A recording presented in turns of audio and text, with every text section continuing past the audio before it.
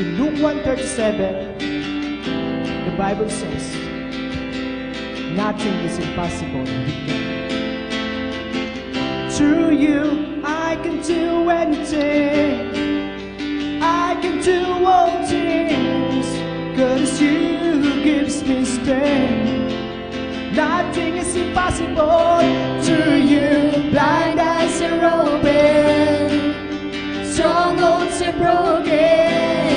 I am living by faith. Nothing is impossible.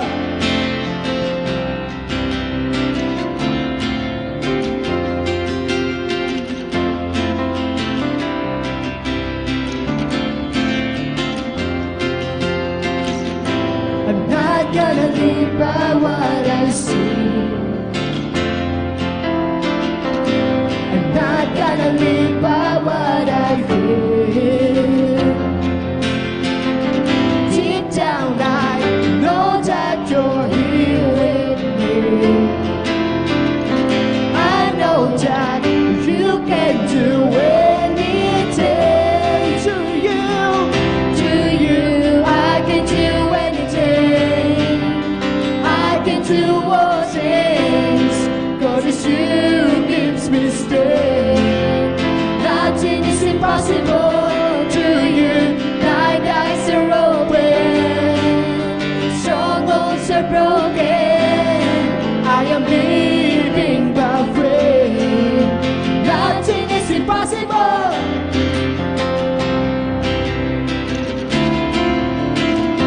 Nothing is impossible.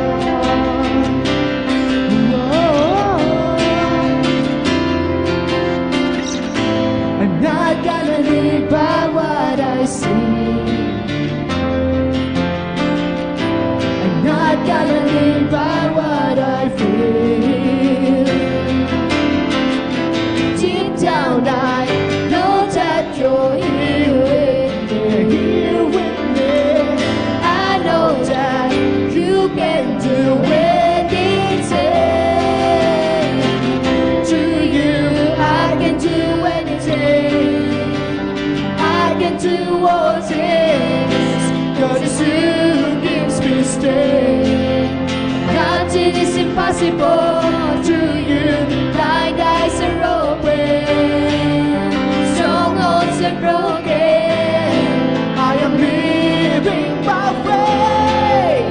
Nothing is impossible.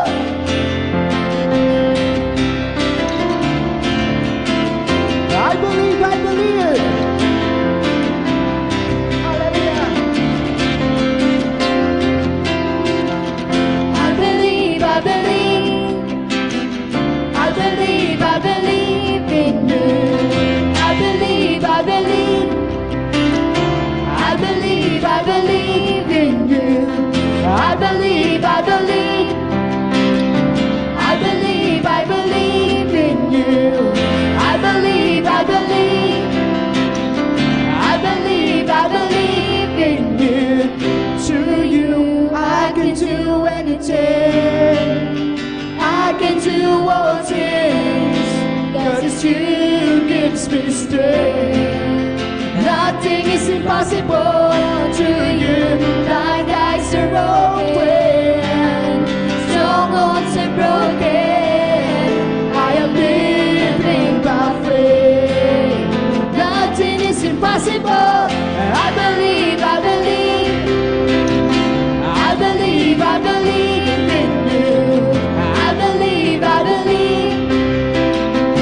I believe, I believe in you. I believe, I believe.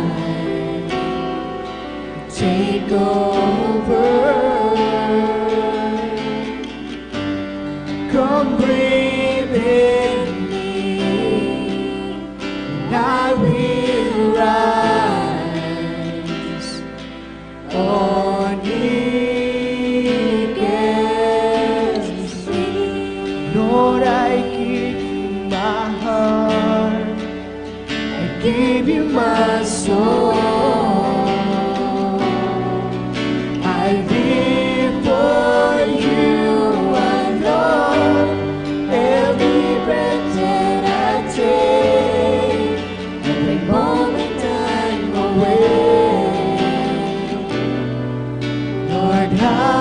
your ways in me. Lord, have your ways in me. Lord, have your ways in me.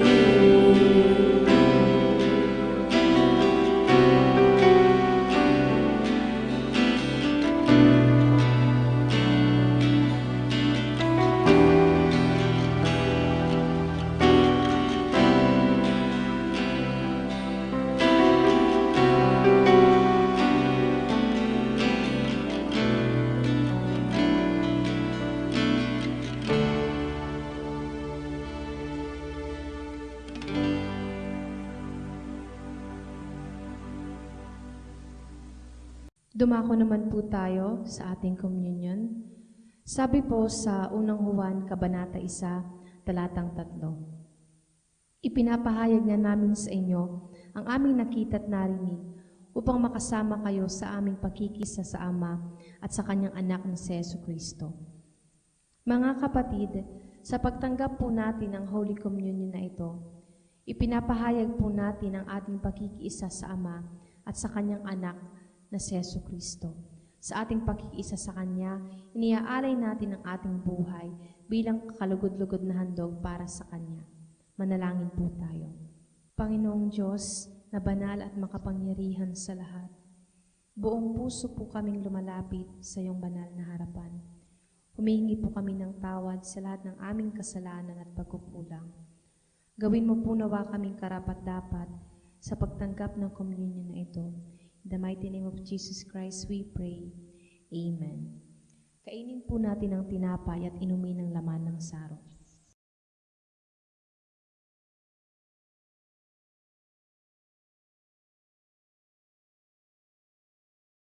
Dumako naman po tayo sa pagbibigay. Sabi po sa Kawikaan, chapter 3, verse 9, parangalan mo si Yahweh sa pamamagitan ng iyong mga kayamanan, at mula sa iyong mga pinakamainam na ani, siya rin ay iyong handugan. This verse teaches us on how to set our priorities. Honoring Him with the first fruit of all our resources, including our time and talent, is reminding us that all of it belongs to God. All of it came from God. Honor God sa lahat ng iyong income. Make sure na ang dadalhin mo sa altar ay kalugod-lugod sa Diyos. God always look to our true intention at lagi siyang nakatingin sa ating puso at isipan. Ang sabi pinakamainam, kung ang daladala mong handog ay pinakamainam, pinaka-the best, you will honor God. Giving Him leftover, whether large or small, is not honor.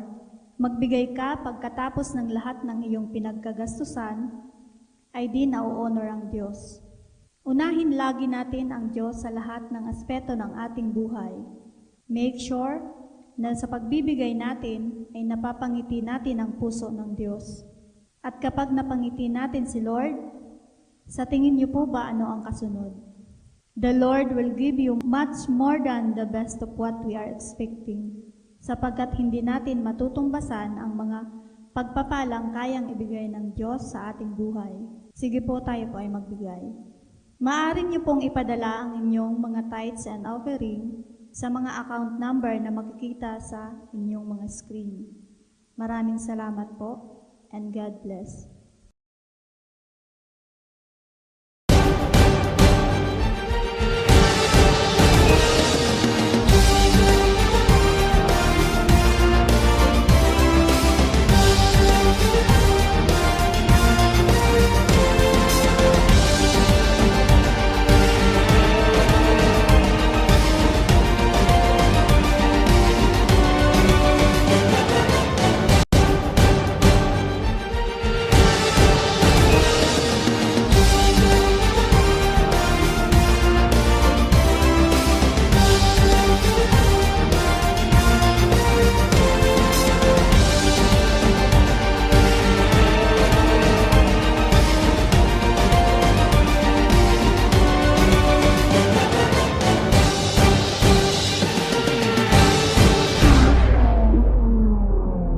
Happy Lord's Day po sa ating lahat.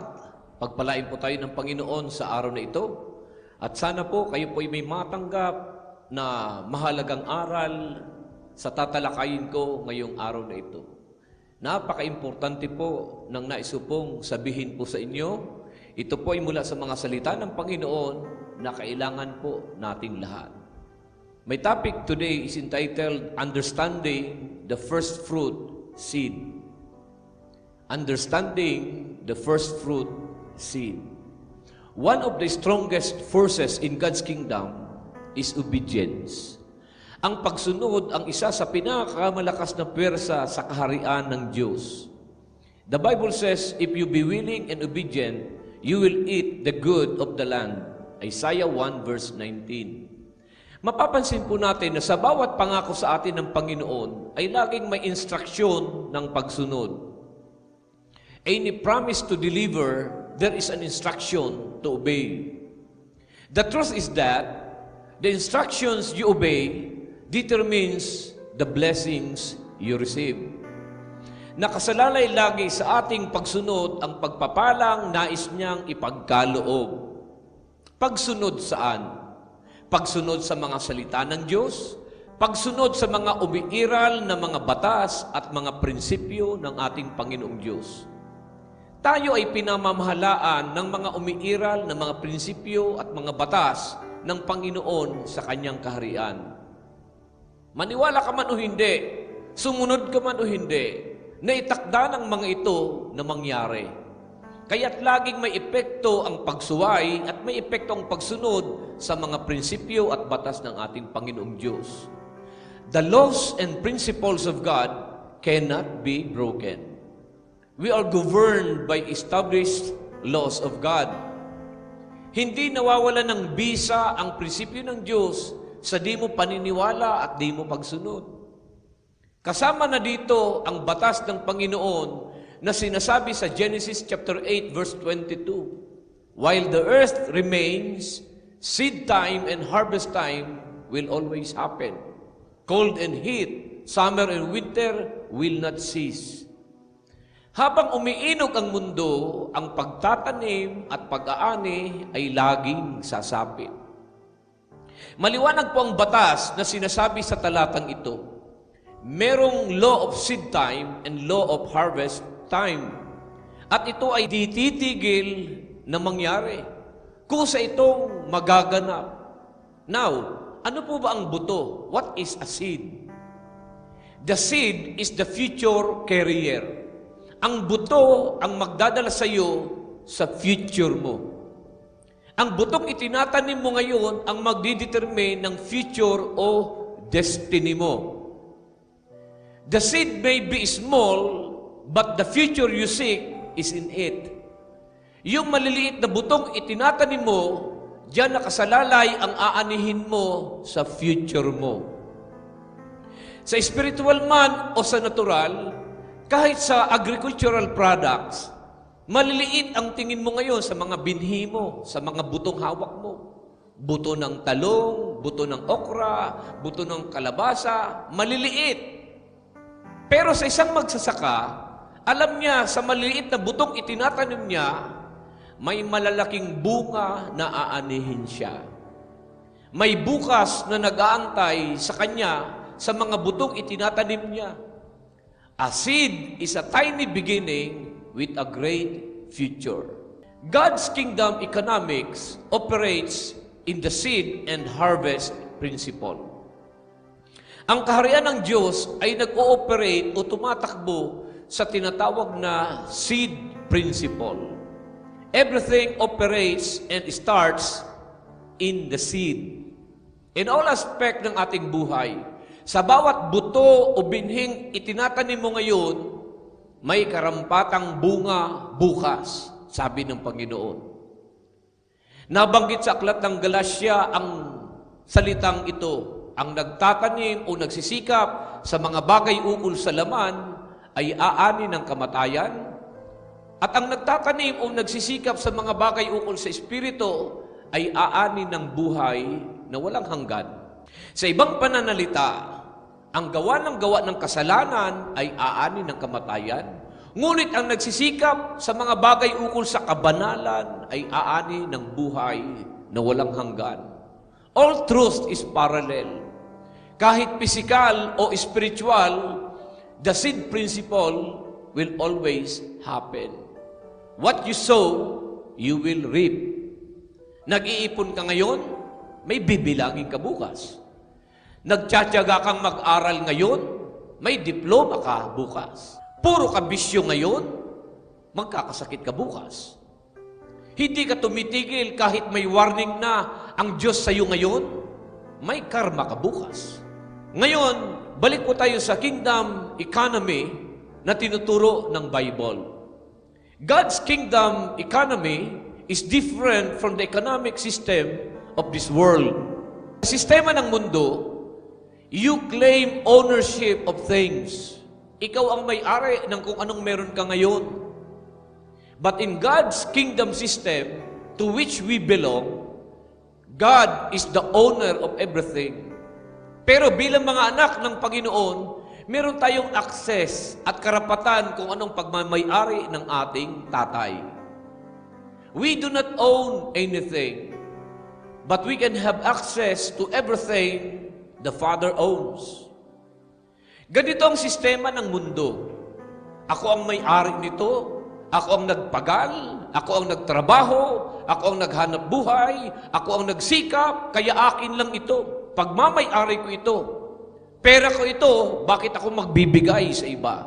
Kaya hirap umunawa at sumunod sa Biblia. Grabe yung panghihinayang at pag-alilangan, lalo na pagdating sa pagbibigay. Malaking kawalan sa kanila ang magbigay sa Diyos. Dahil ang nature ng tao sa mundo ay makasarili. Akin lang ito. Pera ko ito. Ako ang nagpagod nito. Claiming ownership of what he possess. Now, if you are a child of God, you have to understand that we do not own anything in this world. In Psalms 24 verse 1, the earth is the Lord's and the fullness thereof. Sa buong daigdig, lahat ng naroroon, may-ari ay si Yahweh na ating Panginoon. Everything I have is owned by God. Ang talino ko, ang kakayahan ko, ang galing ko, ang husay ko, ang talento ko, ang tindahan ko, ang trabaho ko, ang sasakyan ko, ang bahay at lupa ko, ang kayamanan ko, ang Diyos ang siyang may-ari ng lahat. Ako ay pinagkatiwalaan lamang. God is the owner of everything. It all belongs to God. Wala tayong pagmamay-ari. Pero ang ating paniniwala ay dapat magkaroon tayo ng access at koneksyon sa kung ano meron ng ating amang nagmamay-ari ng lahat. Because God owns all things, He can provide us with everything we need. Ang ating paniniwala ay ang Diyos ang nagpo-provide sa atin ng lahat ng ating kailangan. Siya ang source o pinanggagalingan ng lahat ng supplies. Moreover, sabi ng 1 Corinthians 4 verse 2, it is required for a steward that a man be found faithful. Tayo ay mga stewards o mga pinagkatiwalaan lamang, mga katiwala ng Diyos. We are all tenants and God is the sole owner of all things. Kung naunawaan mo ito, hindi ka dapat nag-i-struggle sa mga butong itinatanim mo o ibinibigay mo sa Diyos na may-ari ng lahat ng bagay at paging ng sarili nating buhay. Kapag ang mindset mo, ikaw ang may-ari ng kung anong meron ka, mahihirapan kang mag-operate sa kingdom economic system ng Diyos na dapat may itinatanim ka, dapat may ibinibigay ka, dapat may ibinabalik ka sa Kanya. Mahirapan ka. You will struggle to operate in the seed principle. Pero kapag ang mindset mo ay naka-align sa mga batas at mga prinsipyo na itinuturo ng Biblia, malalakaran mo ng may pananalig ang seed principles o pag-o-honor sa Diyos ng mga pagtatanim, pagbibigay at pagbabalik mo ng mga buto sa Diyos. Let me share with you one of the most potent seed in the Scripture. It is called first fruit. Merong isang napakatindi at napakabisang buto sa seed principle na sinasabi ko. Ito yung binhing ibinibigay sa Diyos na ang tawag ay first fruit. In Proverbs 3 verse 9 to 10, honor the Lord with your substance, with the first fruit of all your increase. So shall your barns be filled with plenty, and your presses shall burst with new wine. In Exodus 23 verse 19, as you harvest your crops, bring your very best of your first harvest to the house of the Lord. In Deuteronomy 26 verse 2, it says, you shall take some of the first of all the fruit of the ground, which you harvest from your land, that the Lord your God is giving you. And you shall put it in a basket, and you shall go to the place that the Lord your God will choose to make His name to dwell there. Exodus 22 verse 29 and 30, you shall not delay to offer from the fullness of your harvest and from the outflow of your presses. The firstborn of your sons you shall give to me. You shall do the same with your oxen and with your sheep. 7 days it shall be with its mother. On the 8th day you shall give it to me. Merong pinabibigay na first fruit ang Panginoon. He never just asks it, He demands for it. Hindi niya lang hinihingi. Dinidemand niya na ito ay para sa Kanya. Ibigay sa Kanya. All the first belongs to God. The firstborn, the first harvest, the first hour of the day, the first day of the week, your first income, your first salary, your first fruit. Noong unang panahon, yielding crops and livestock ang pangunahing hanap buhay nila noon.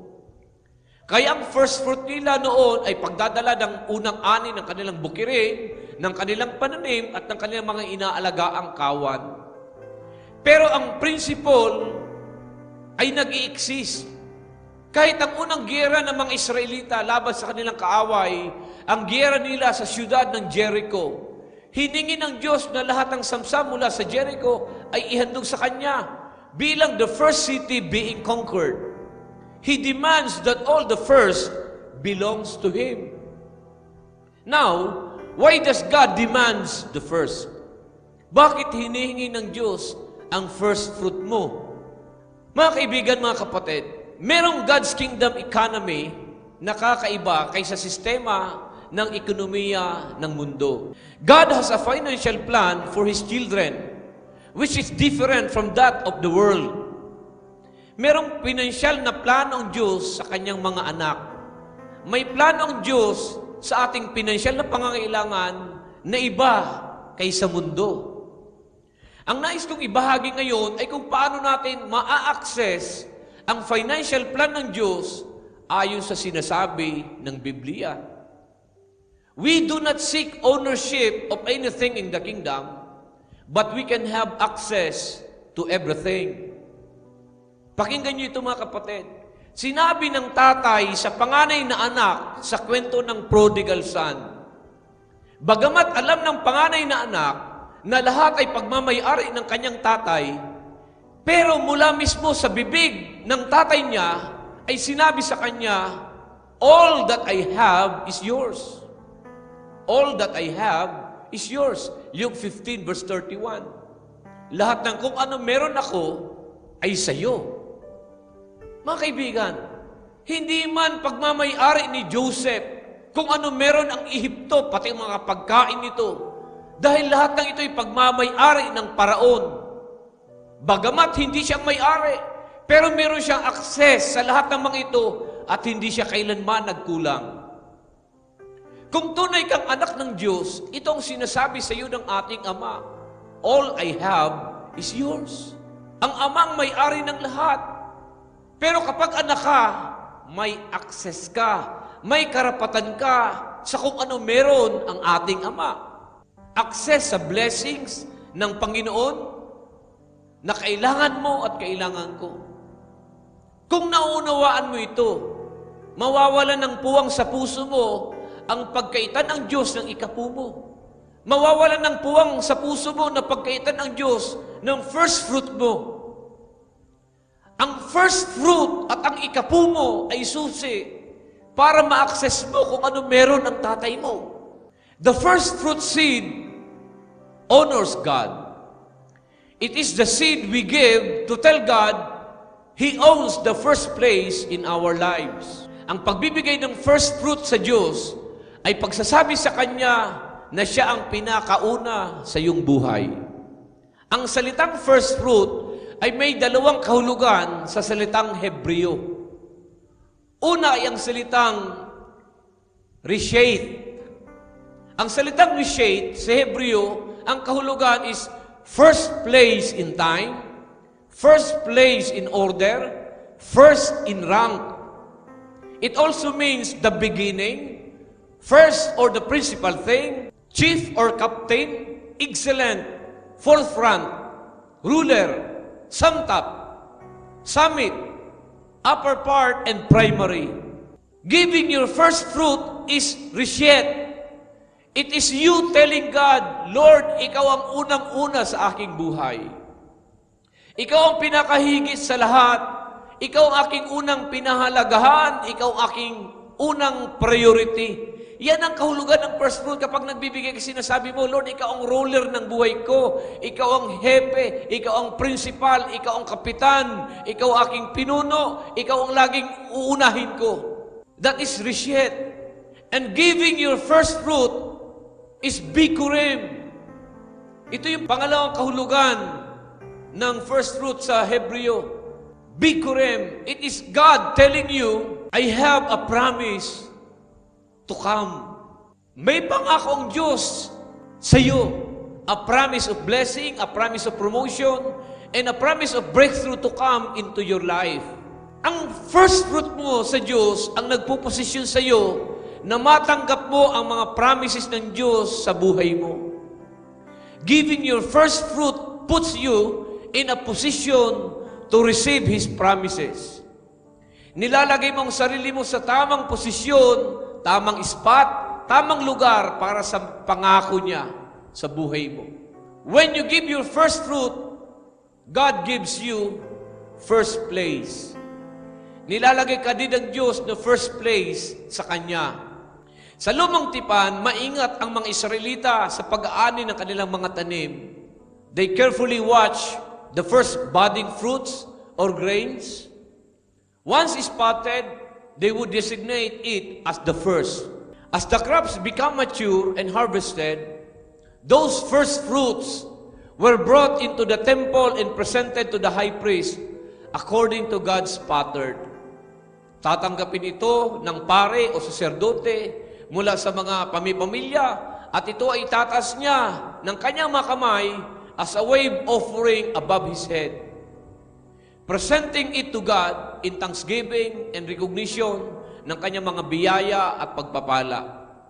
Once the offering of first fruit had been made, the people were free to enjoy the rest of the harvest because the first had sanctified the rest.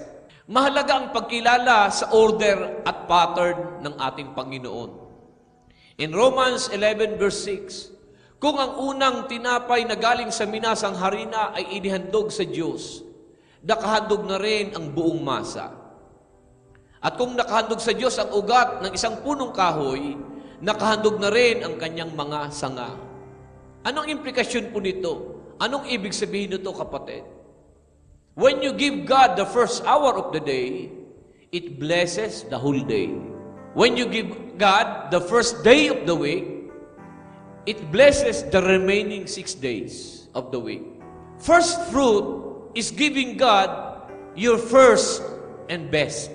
Alam mo yung conviction ng puso mo, kung ano yung best na ibinibigay mo. It could be your first day income. Kung nalilitan ka, di pa yun ang best sa iyo. You can make it your first week income. At kung hindi ka pa satisfied at hindi pa yun ang best mo para sa Panginoon, it could be your first 2 weeks income, first 3 weeks income, or your first month income. Basta alam mo, first fruit mo yun At best seed mo kay Lord yun. Saan at kanino dinadala ang first fruit? In Exodus 23 verse 19, dadalhin ninyo sa bahay ko ang pinakamagandang ani ng inyong mga bukirin. In Nehemiah 10:35, taon-taon kami rin ang magdadala sa bahay ni Yahweh ng mga unang ani ng lupain at unang bunga ng mga punong kahoy. In Ezekiel 44 verse 30, ang pinakamainam sa mga unang bunga at lahat ng handog ng Israel ay nauukol sa mga saserdote. Gayon din ang pinakamasarap ninyong pagkain. Sa gayon, patuloy ko kayong pagpapalain. Saan dinadala? Sabi ng Biblia, sa bahay ng Panginoon. Dinadala natin sa bahay ng Panginoon ang ating mga unang ani, unang bunga, ang ating mga first fruit offering, first fruit seed para sa ating Panginoong Diyos. In Leviticus 23 verse 9 and 10, sinabi pa ni Yahweh kay Moises, sabihin mo rin sa mga Israelita na pag naroon na sila, sulupaing ibibigay ko sa kanila. Tuwing anihan ay magdadala sila sa saserdote ng isang bigkis ng una nilang ani. Ito'y ihahandog niya para sa inyo. In Deuteronomy 26 verse 2 to 4, kumuha kayo ng unang bunga ng inyong mga pananim, ilagay ninyo iyon sa isang basket at dalhin sa lugar na pipiliin niya upang maging dako ng pagpupuri sa Kanya. Harap kayo sa saserdote nakatalaga roon at inyong sasabihin, ipinababatid ko kay Yahweh na kami narito sa lupaing ipinangako niya sa aming mga ninuno. Kukunin naman ito ng saserdote at ilalagay sa harap ng altar. Ang pinakamainam sa mga unang bunga at lahat ng handog ng Israel ay mauukol sa mga pare, gayon din ang pinakamasarap ninyong pagkain. Sa gayon, patuloy ko kayong pagpapalain. Ezekiel 44 verse 30. We bring our first fruit to the house of God to express our gratitude and our trust in God, upang ipadama natin ang ating pasasalamat at pagtitiwala sa ating Panginoong Diyos. Pangalawa, to put God first in our lives. Sa pagdadala mo ng iyong first fruit, sinasabi mo, itong aking reshape, Panginoon, you are my first. You are first in my life. You are putting God first in your life. We bring our first fruit to the house of God to honor God with our resources, upang bigyan natin ng honor ng Panginoon sa mga pagpapalang ating nakakamtan sa araw-araw. At ang pagbibigay ng ating reshape at bikurim, ito ay pagbubukas ng sarili natin sa mga pagpapala at mga blessings ng ating Panginoon. The promise of blessings, the promise of breakthrough, and the promise of promotion to come sa buhay po natin. Ibinibigay natin ito sa Diyos bilang ekspresyon ng ating pasasalamat, pananalig, at pagtitiwala. At dinadala din natin ito sa pare o saserdoteng ginagamit ng Diyos para sa iyo. Kung sino ang lingkod ng Panginoon na ginagamit sa buhay mo, doon natin dinadala ang ating mga first fruit. Ako din bilang isang lingkod ng Panginoon, ay nagdadala din ng aking first fruit sa mga taong ginagamit din ng Diyos para sa aking espiritual na paglago. Taon-taon itong ginagawa ito. Sa unang ani ng buwan ng Enero, all my seed, all the blessings that I receive, ginagamit ko ito bilang aking first fruit seed na nagdidetermine ng future ko, na nagdidetermine ng aanihin ko sa hinaharap na bukas ko. Your first fruit seed is your future career. Ang first fruit seed mo ay access mo sa pagtanggap mo ng bikurim mo, ng mga pangako ng Diyos sa iyo, ng breakthrough at promotion mo. The Father said, all I have is yours. At ma-access po natin ang pagpapala ng Panginoon na kung ano meron siya, ay ganun din tayo. Kung ano meron siya, ay may karapatan tayo. Ma-access po natin yun as we have our reshape, as we give our bikurim to Him. Ito ay nagsisilyo, nag-access sa atin sa mga pagpapala ng ating Panginoong Diyos. Pagpalain po tayo sa araw na ito, palakpakan natin ang Panginoon. Magsitayo, itaas ang ating mga kamay, at ako'y nagdideklara. Ang kapayapaan ng Panginoon ay sumaating lahat, ang panatag na puso, ang matiwasay na pag-iisip, ang masayang kalooban at malakas na pangangatawan, ang pinagpalang buhay at kabuhayan ay dumali sa iyong sambahayan, Pakaingatan ka ng Diyos sa isang buong linggong darating at ang kapayapaan niya maghari sa atin. Tanggapin natin lahat ito sa pangalan ng Ama, ng Anak at ng Espiritu Santo. Lahat ay magsabi ng Amen. God bless you. God bless you.